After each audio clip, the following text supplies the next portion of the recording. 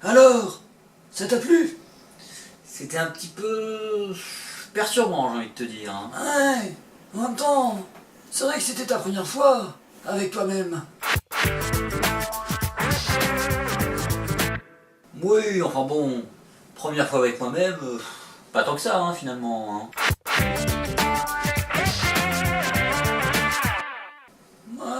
Moi j'ai bien aimé. Mais attends, mais t'étais pas censé avoir le village, toi?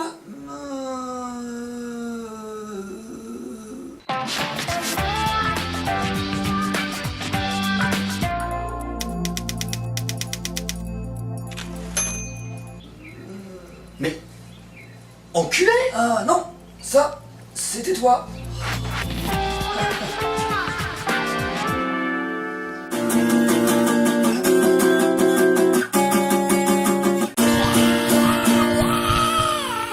Bonjour à tous, aujourd'hui on va parler du plus grand dessin animé de tous les temps. Sakura Card Captor? Oh non, ta gueule, hein, va te faire enculer. Ah non, pas encore. Hein. Aujourd'hui, on va parler des mystérieuses cités d'or. Oh oui! En plus, c'est le plus grand dessin animé de tous les temps. Eh oui, bien entendu, hein. Même à mon vieillage, je n'ai jamais rien vu de mieux depuis. Attends un peu, pourquoi tu veux parler des mystérieuses cités d'or? Enfin, je veux dire, pourquoi aujourd'hui tu penses pas que j'ai assez de recul sur le sujet? Parce que même ça date quand même d'il y a 35 ans. Eh ben, tout d'abord, ça nous permettra de parler d'une excellente série animée. Effectivement, c'est vrai, je dis oui. Et puis, ça nous permettra aussi de parler de sa récente suite. Ah, là je dis moins oui. Et aussi du film, qui sera réalisé dans quelques années. Ah mais oui, mon dieu, ce film! Ah oui, réalisé par Christopher Nolan.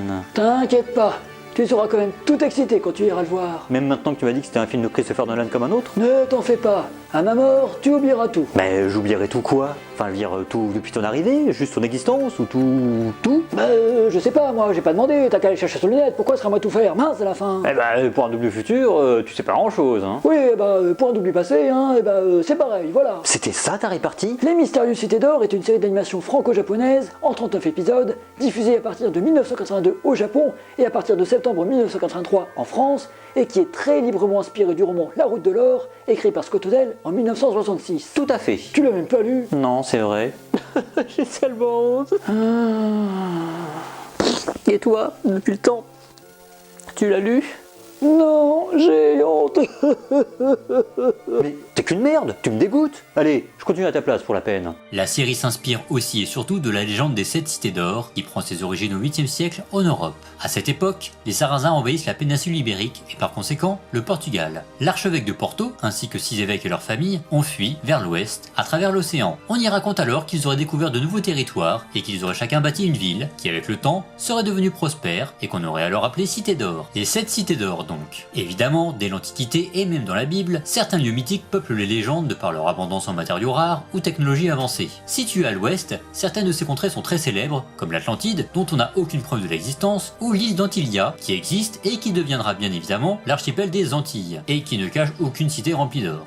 Lorsqu'il commence à explorer les îles aux alentours du continent américain, Christophe Colomb ne trouve aucune richesse, tout comme Gérard Collomb n'a trouvé aucune réponse cohérente lorsqu'il a été interrogé sur l'affaire Benalla. Cependant, Colomb, Christophe évidemment, entend parler, via un peuple local, les Taïnos, de trésors provenant d'une montagne appelée Cibao. En 1494, ces terres sont colonisées par les Espagnols, qui y trouvent effectivement de l'or. Même si tout cela est très intéressant, on va abréger un peu et passer directement à quelques moments clés. Oui, j'alterne les plans, je fais ce que je veux, c'est ma vidéo. À partir de 1510, plusieurs expéditions sont lancées en Amérique afin d'explorer les territoires et étendre la domination des Hispaniques sur les différents empires du continent. On y trouve de l'or et la légende des cités d'or revient de plus en plus. Diverses expéditions sont alors organisées pour essayer de les trouver. L'une d'entre elles comprend le premier explorateur noir, un jeune Marocain, Mustapha Zemouri. Capturé par les Portugais, ce jeune homme est aussi connu sous les noms de Stéphane Zemmour, Stéphane Lemort, Estebanico ou tout simplement Esteban. Bien qu'Esteban soit un prénom hispanique courant, c'est de cette figure historique que tient son nom Esteban de Sandoval, héros du livre, puis de la série. En 1527, lors d'une grande expédition dirigée vers la Floride, le navire échoue sur les côtes et seules 4 personnes survivent, dont Esteban. Ce dernier sert alors d'interprète, sa facilité à apprendre les nouvelles langues aidant, et aussi de guérisseur. Capturés et réduits en esclavage par des Indiens, les 4 survivants arrivent à s'échapper bien des années plus tard. Avant d'arriver à Mexico en 1536, plusieurs récits de mystérieuses contrées emplies de richesses arrivent aux oreilles d'Esteban et de ses compagnons. C'est alors qu'en 1539, le vice-roi de Mexico, Antonio de Mendoza, organise une nouvelle expédition aux alentours du Nouveau-Mexique. Antonio de Mendoza, qui donnera son nom au capitaine Blas de Mendoza dans le livre, ou tout simplement Mendoza dans la série. Alors que l'expédition est à la recherche de la terre de Cibola, où se trouveraient les 7 cités d'or, les explorateurs, dont Esteban, trouvent uniquement 7 villages, dont les toits des maisons scintillent au soleil, comme de l'or. Les habitants, les Indiens Zuni, plutôt méfiants, tuent malheureusement les membres de l'expédition. Bien entendu, multiples recherches ont continué durant des années, sans jamais s'avérer concluantes. Parlons vite fait du mythe de l'Eldorado, venu renforcer les légendes. Les Indiens Muisca, au cours d'un rite annuel, couvraient leur chef de poussière d'or avant de le laisser se baigner dans le lac Guatavita. Ils lançaient ensuite des objets précieux dans le lac alors que le chef s'y baignait. Lorsque le conquistador Sébastien de Benalcázar découvre ce rituel, il nomme ce personnage le Doré, El Dorado en espagnol. Très vite, cette appellation devient celle d'un pays empli d'or dans l'imaginaire collectif. En effet, tout le monde a déjà entendu parler de l'Eldorado. A savoir qu'encore aujourd'hui, des personnes sont à la recherche de ces cités d'or, pensant pouvoir les trouver grâce aux technologies actuelles. Je pense notamment au français Thierry Jamin, dont les découvertes font l'objet de grandes controverses. Bien entendu, l'archéologie a pris le pas sur la soif de l'or, mais tout de même, c'est quand même fou à quel point ces gens perdurent. Et finalement, à ton époque, on les a trouvés, les cités d'or? La seule chose qu'on a trouvée à mon époque, c'est la tristesse et la désolation. Ok... Le mythe des 7 cités d'or a énormément influencé la culture populaire. On le retrouve par exemple chez Picsou ou encore dans Uncharted Golden Abyss, l'épisode Vita que tout le monde a oublié. Bon, on a pas mal parlé de la légende des cités d'or, mais au final, on n'a toujours pas abordé la série. Les Mystérieuses Cités d'Or est une série d'animation franco-japonaise qui a vu le jour grâce à Jean Chalopin et Bernard Derriès du studio Dick. Jean Chalopin et Bernard Derriès, à qui l'on doit quand même de sacrés dessins animés. Le plus connu avec les Mystérieuses Cités d'Or, c'est bien entendu l'autre grosse production franco-japonaise, Ulysse 31.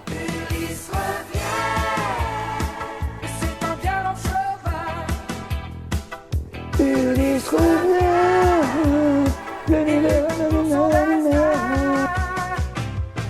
il y a aussi plein d'autres productions internationales, comme par exemple Les Entrechats. Isidore le citadin, dans la ville, crie victoire. Les Français, le roi malin, sur trottoir et dépotoir.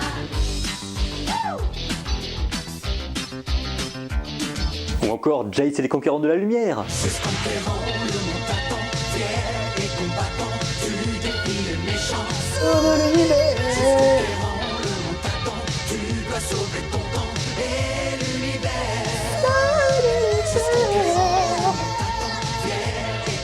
Et bien sûr, le très célèbre. Ma petite quéquette. T'es obligé de tout gâcher à chaque fois, hein. Oui. Bref, plein de dessins animés qui ont bercé notre jeunesse. En même temps, on dit que ça veut dire bite en anglais, ceux qui l'ont cherché aussi. Je disais donc, plein de dessins animés super bien. Mais la création des Mystérieuses Cités d'Or n'est pas due à ces deux Français.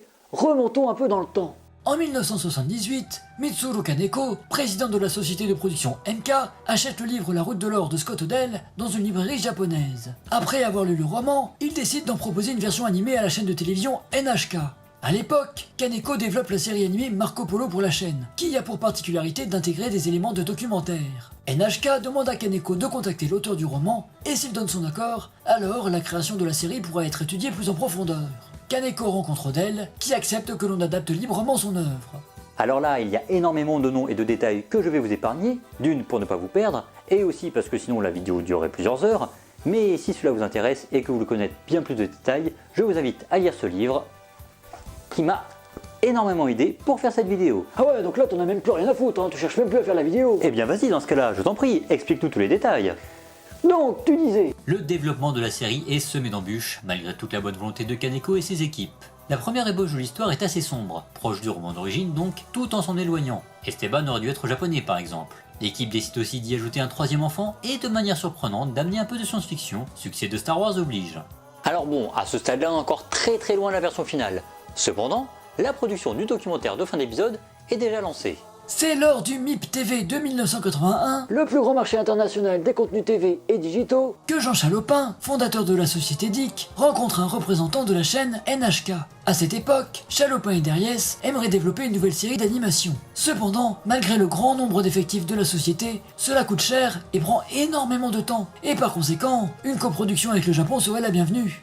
Justement, ça tombe bien, puisque la NHK cherche des coproducteurs étrangers pour investir dans ce qui va devenir les Mystérieuses Cités d'Or. Chalopin rencontre donc un représentant de la NHK qui lui propose ce feuilleton de 39 épisodes de 26 minutes. Il se montre très intéressé, mais pour conclure l'affaire, il lui manque encore un diffuseur. Et c'est là où ça se gâte, puisqu'aucune chaîne de télévision française ne veut diffuser les mystérieuses cités d'or. Et oui, il faut les comprendre, un feuilleton, ça implique de diffuser les épisodes dans le bon ordre, et pas selon le vouloir de la chaîne.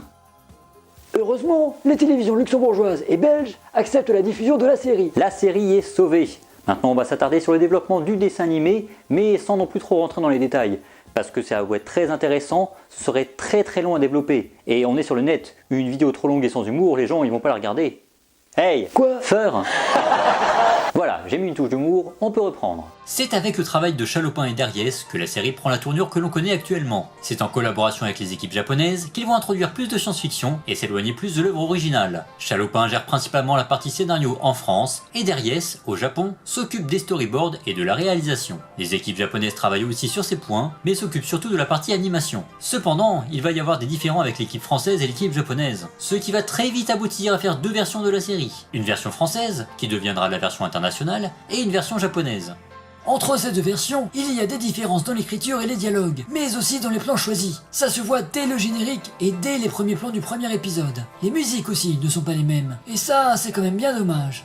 Effectivement, les musiques que l'on connaît sont quand même assez fabuleuses. Elles ont été composées et produites par Shuki Levy et Haïm Saban. Et oui, le même Saban qui 10 ans plus tard nous la mettra tous à l'envers en achetant les droits de différents Super Sentai pour nous les vendre remontés sous le nom de Power Rangers. Bref, la série existe enfin. Mais pour bien comprendre la situation, un petit retour dans les années 80 s'impose. On va parler de Stranger Things. Oh, ferme-la. Allez, jingle.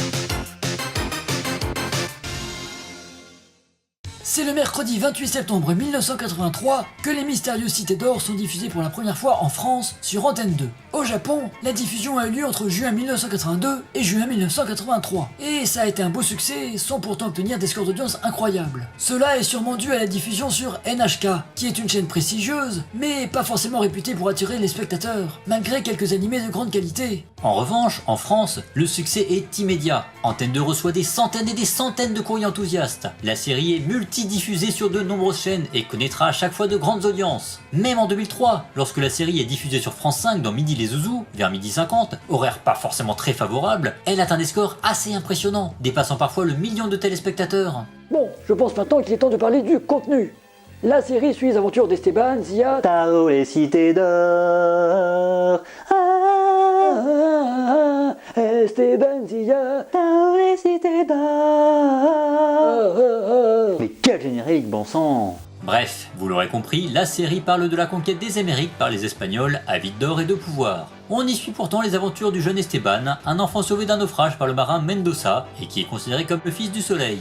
En effet, on dit de lui qu'il est capable d'invoquer le soleil à sa guise, même si lui ne le croit pas. Esteban va embarquer clandestinement sur un bateau en direction du continent américain et il sera sous la protection de Mendoza et de ses deux marins, Pedro et Sancho. Enfin bon, dans un premier temps, il sera surtout enfermé dans une cage au fond du bateau où il fera la connaissance de la jeune Zia. Non mais sérieusement, faut quand même être quelqu'un d'horrible pour enfermer des enfants dans une cage. Heureusement, de nos jours, ce genre de choses n'arriverait plus. Bon, je vous passe les péripéties, mon but n'est pas du tout vous spoiler, mais ils vont se retrouver tous les 5, Esteban, Zia, Mendoza, Pedro et Sancho, sur une île plus ou moins déserte. Ils font alors la rencontre de Tao qui... Bon bah voilà, physiquement... Non mais dis donc, qu'est-ce que tu insinues? Tu serais pas un petit peu raciste? Eh oh, je suis pas raciste, j'ai un très bon ami breton. Ils font donc la rencontre de Tao, un jeune garçon qui... Il a une coupe de cheveux horrible, voilà, c'est ça qui me gêne chez lui. Parce que tu t'es vu? Mais toi, tu t'es vu. C'est méchant. On apprend alors que Tao est le dernier descendant du peuple mu. Et pas du peuple nu. Ça c'est moi parce que j'aime bien montrer ma tête. Oh non, non, non, on a dit qu'on arrêtait avec ça.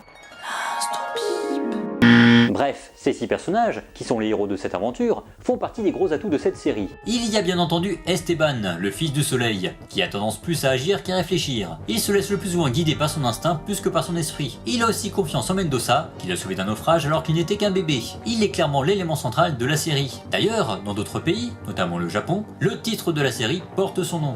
Il y a aussi Tao, le dernier descendant du peuple de Mu donc, qui à l'inverse d'Esteban, privilégie l'intellect à l'action. Ce qui ne l'empêche pas d'inventer énormément d'objets utiles qui aideront nos protagonistes tout au long de l'aventure et même lors de grandes batailles. On n'oublie pas Zia. Zia est une jeune Inca qui a été enlevée par les conquistadors espagnols. En effet, ces derniers pensent que Zia... Non, ne prononce pas son nom, malheureux. Bah pourquoi? Parce que si tu prononces 3 fois le nom d'une personne dans un temps très court, cette personne apparaît à côté de toi. Mais pas du tout. Mais comment tu le sais? J'ai déjà essayé. Ah, Emma Stone. D'une certaine manière. Bref, Zia, jeune Inca enlevée par les Espagnols. Ces derniers espérant qu'elle les guidera vers les cités d'or. Sensible et réservée, elle est un personnage extrêmement attachant. Il y a aussi bien entendu les adultes, à commencer par Pedro et Sancho, deux marins qui font office de personnages comiques, mais qui n'en demeurent pas moins utiles tout au long de l'aventure, mais qui sont aussi, espagnols, et leur principale motivation, c'est l'or, très souvent au détriment des 3 enfants, ce qui peut quand même un peu surprendre. Et bien entendu, il y a Mendoza. Le parfait mélange entre conquistador cynique et super-héros, avec sa cape et son épée. D'ailleurs, j'avais oublié, mais en regardant à nouveau la série, ça m'a frappé, mais c'est un connard en fait. Il pense qu'à l'or, et il protège les gosses uniquement parce qu'ils vont les mener jusqu'aux cités d'or. Que veux-tu? Les adultes sont des connards. Ça veut dire qu'on est des connards? Ah oui, totalement. Bon, mon but n'est pas de vous raconter toute la série. Soit vous l'avez déjà vue, soit... regardez-la, bon sang. C'est pas moi qui veux vous la spoiler. Bref, Les Mystérieuses Cités d'Or est une série d'aventures assez classique, mais diablement prenante. Son écriture, sa réalisation, son animation magnifique, les thèmes abordés ainsi que l'aspect historique plutôt fidèle à la réalité en font un dessin animé d'une très grande qualité, encore aujourd'hui. C'est clairement une référence. Ce qui est aussi intéressant, c'est l'arrivée de la science-fiction dans la série. Et je dis bien science-fiction, pas fantastique.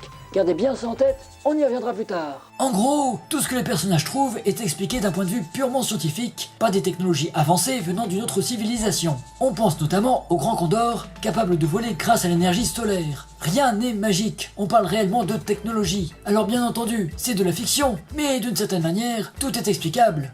L'une des forces des Mystérieuses Cités d'Or, c'est aussi la présentation de divers lieux et différentes cultures sud-américaines. Tout est basé sur des faits historiques et réels, et même si l'histoire est fictive, cela renforce la crédibilité de l'ensemble. On y découvre même une bonne variété de la faune locale. Quoique étrangement, on a beau être en Amérique du Sud, on n'y voit pas beaucoup de lamas. Et on rappelle que... Quand Lama fâché, Oui, je sais lui toujours faire ainsi. Un autre aspect fondamental des Mystérieuses Cités d'Or, c'est le petit documentaire à la fin de chaque épisode. Eux aussi peuvent être différents selon la version japonaise ou internationale, mais ils n'en demeurent pas moins très intéressants, et narrés par le comédien Jean Topard, totalement habité par son sujet à chaque fois. Attention en revanche, certaines rares images sont un peu crues, comme par exemple ce poulet qu'on va se faire arracher la tête vivant pour un sacrifice. On ne montrera pas les images, hein. Encore aujourd'hui, elles me hantent. Bref, tous ces aspects ont fait des Mystérieuses Cités d'Or une série absolument mythique et culte. Une pure référence qui aujourd'hui encore mérite qu'on s'y intéresse. Qu'est-ce qu'il y a? Toi aussi t'es fâché comme le lama? Au contraire, je suis plutôt très content. Ce statut culte n'existe pas uniquement en France. Si la série n'a été rediffusée qu'une seule fois au Japon, en 1998, elle est très souvent diffusée sur les chaînes d'autres pays. Avant d'attaquer les nouvelles saisons, puisqu'il le faut bien, j'aimerais revenir sur le livre dont la série s'inspire. Je croyais que tu l'avais pas lu. Eh ben en fait si, hein, comme quoi... Mais attends, si tu l'as lu, ça veut dire que... Moi aussi je l'ai lu. Dans le roman, par exemple, Tao n'existe pas. Ça doit te plaire, ça. Mais arrête, j'ai juste dit que j'aimais pas ses cheveux. Ils sont là, ils sont dans les campagnes, dans les villes, ils sont sur les réseaux sociaux. Oh mon dieu, c'est pas vrai. Autre différence, Esteban est cartographe et il est plus âgé. Zia, quant à elle, est une jeune guide indienne de 13 ans. Quant à Mendoza, c'est clairement un sombre connard, accompagné non pas de 2 marins, mais de 3 musiciens qui ne s'appellent pas du tout Pedro et Sancho. En même temps, ils sont 3. Et Pichou, le perroquet. Eh ben, il n'existe pas. J'ai mal entendu, tu disais? Eh bien, j'ai dit qu'il n'existait pas. J'entends toujours très mal ce que tu me dis. Il n'existe pas. Il a été créé pour les besoins de la série. Quoi? Comme on l'a dit, il y a eu de nouvelles saisons des Mystérieuses Cités d'Or depuis 2012. Cette fois-ci, plus de coproduction avec le Japon, puisqu'il s'agit d'une série franco-belge. Même si Mitsuru Kaneko, à l'origine de la première série, y est crédité comme conseiller. Alors oui, c'est très bien tout ça, mais bon, il a quand même avoué en 2013 qu'il s'était cassé parce que son projet pour cette suite n'avait pas été retenu. Il y a actuellement 3 saisons. Lors du tournage de cette vidéo, la 4e et dernière saison n'a logiquement pas encore été diffusée. Mais moi, je l'ai vue. Bon, je vais pas vous mentir, hein, je ne suis pas un grand fan de ces nouvelles saisons. C'est pas possible, hein, t'aimes rien. T'es un vieux con. Si je suis un vieux con, t'es quoi toi alors? Un très vieux con. Bon, je suis un peu méchant, hein, parce qu'en vrai, ces nouveaux épisodes ne sont pas du tout catastrophiques. Sauf les premiers qui font la jonction entre les 2 saisons, qui sont absolument affreux, et qui ont de quoi vous dégoûter de la série. Sérieusement, hein, je me suis tapé 3 fois les 2 premiers épisodes de la saison 2 avant de trouver le courage de continuer tellement ils sont mauvais. C'est pour dire. Ça n'en reste pas moins un dessin animé avec quand même pas mal de qualité. Déjà, même si je conçois que l'on préfère l'animation traditionnelle, ce qui est mon cas, le rendu graphique 2D 3D est plutôt joli. Le doublage aussi est très réussi, alors que logiquement, ce sont de nouveaux comédiens de doublage qui ont pris la relève. Là je fais un petit aparté pour revenir sur le doublage de la série d'origine qui est quand même assez parfait, avec notamment Jackie Berger, qui double Esteban, mais aussi Jeanne Azuki dans Jeanne et Serge, Odile Schmidt, qui fait Tao, connu pour être la voix française d'Eva Longoria, Francis Lax, bien entendu, ou encore Pierre Athé, avant qu'il ne devienne très célèbre grâce à Doc dans Retour vers le futur. Quant au doublage des saisons suivantes, il est très bon, mais... Quoi donc? Allez, vide ton sac. Alors j'ai un livre, une capote, hein, on sait jamais, du dentifrice, on sait jamais... Mais pas comme ça, voyons. Le doublage. Ah oui. Eh bien, disons que c'est un petit peu la série qui m'a gâché Breath of the Wild. Et pourquoi ça? Eh bien, disons que la comédienne de doublage qui interprète Zia est aussi celle qui donne sa voix à Zelda. Bah, elle fait très bien son travail. Ah oui, hein, non mais y a pas de souci, hein, c'est même la plus convaincante dans le jeu. C'est juste que... Que quoi? Eh ben... ça quoi.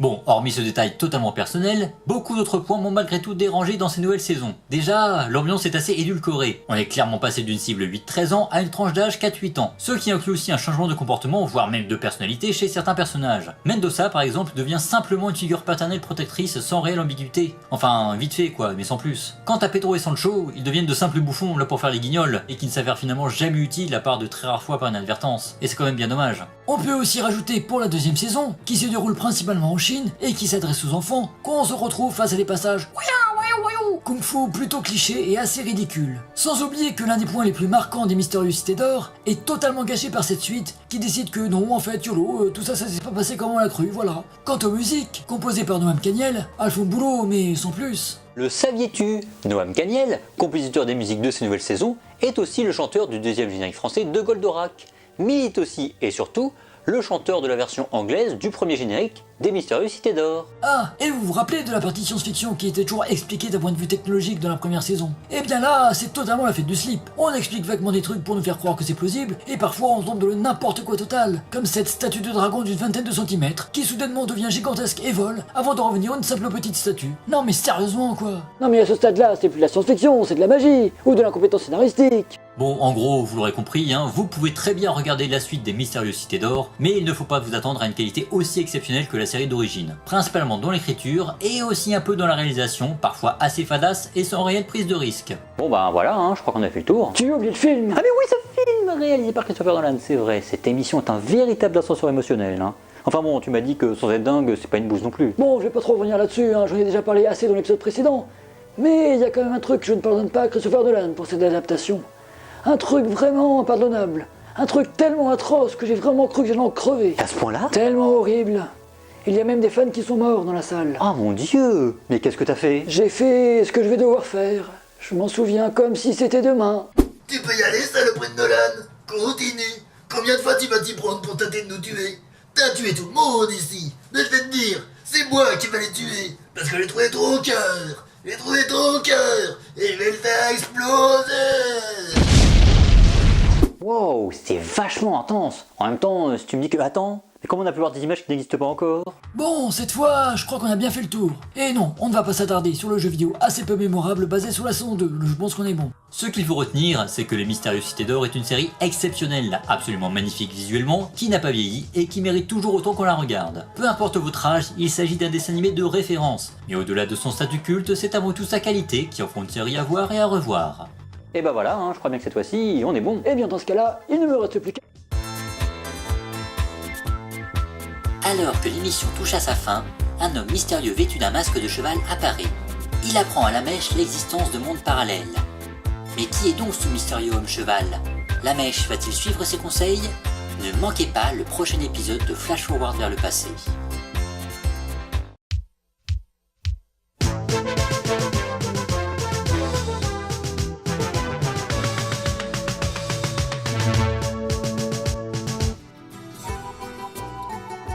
Le lama est un camélidé d'Amérique du Sud. Sa taille ne lui permet pas d'être monté par des hommes. Cependant, il s'avère très utile pour porter des charges. C'est aussi un animal très prisé pour sa fourrure. Dans la mythologie inca, le dieu Urcochilay est représenté sous la forme d'un lama. Lorsqu'il se sent en danger, le lama crache, mais contrairement aux croyances populaires, il le fait surtout sur ses congénères et très rarement sur les hommes, et non pas lorsqu'il est fâché. Au revoir, à bientôt.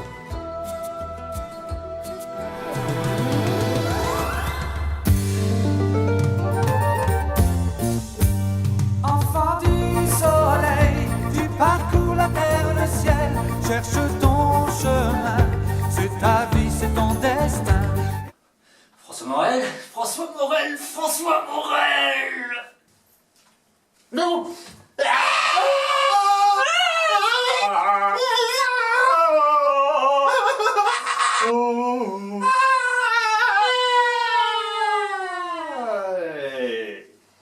Tu veux un coup de main? Allez! Et le jour, la nuit, avec tes deux meilleurs amis, à bord du Grand Condor, tu recherches les cités d'or.